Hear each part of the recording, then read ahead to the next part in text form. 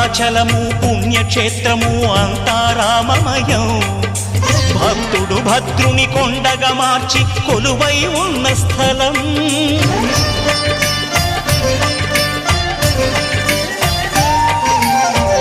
భక్తితో రామదాసు ఈ ఆలయమును కట్టించనయా. సీతారామ లక్ష్మణులకు ఆభరణములే చేయించనయా. పంచవటిని ఆ జానకి రాముల పర్ణశాల అదిగో. సీతారాములు జలకములాడిన శేషతీర్థమదిగో.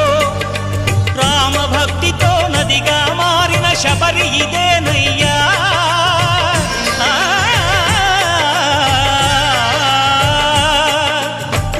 భక్తితో నదిగా మారిన శబరి ఇదేనయ్యా. శ్రీరామ పాదములు నిత్యం కడిగే గోదావరి అయ్యా. ఈ క్షేత్రం తీర్థం